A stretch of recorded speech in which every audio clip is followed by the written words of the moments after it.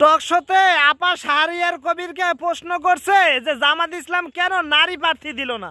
আহ কি সুন্দর প্রশ্ন, কি সুন্দর প্রশ্ন। দেশের বাজেট সম্পর্কে কোনো প্রশ্ন নাই, দেশের ইকোনমি সম্পর্কে কোনো প্রশ্ন নাই, দেশে এই যে এত টাকা লুট হইলো এগুলোর সম্পর্কে কোনো প্রশ্ন নাই, কার বিচার কিভাবে হবে এগুলো সম্পর্কে কোনো প্রশ্ন নাই।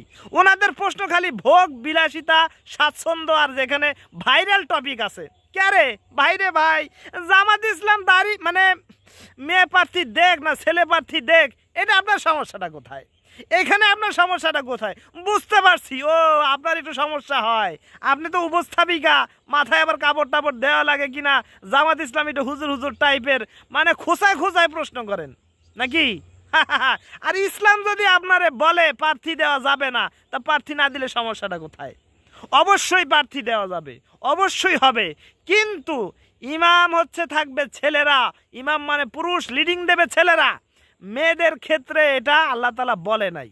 কথা কি বোঝা গেল? বই পুস্তক কি যে পড়েন, ওয়েস্টার্ন বই পড়েন, এই যে কোরআন একটু পড়া লাগবে, কোরআন হাদিস একটু জানা লাগবে, নাইলে তো কাজ হবে না আপা। খালি উল্টাপাল্টা প্রশ্ন করলে তো হবে না।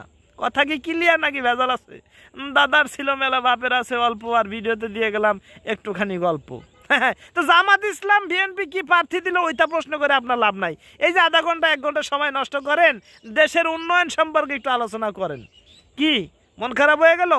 ইকোনমি ডেভেলপ করেন, কর্মসংস্থানের যোগান দেন, এই যে শিক্ষাগত জায়গায় আপনাদের আরও ডেভেলপ করা উচিত। কথা কি বোঝা গেল নাকি মন খারাপ হয়ে গেল? সে প্রত্যাশায় ভালো থাকেন, সুস্থ থাকেন।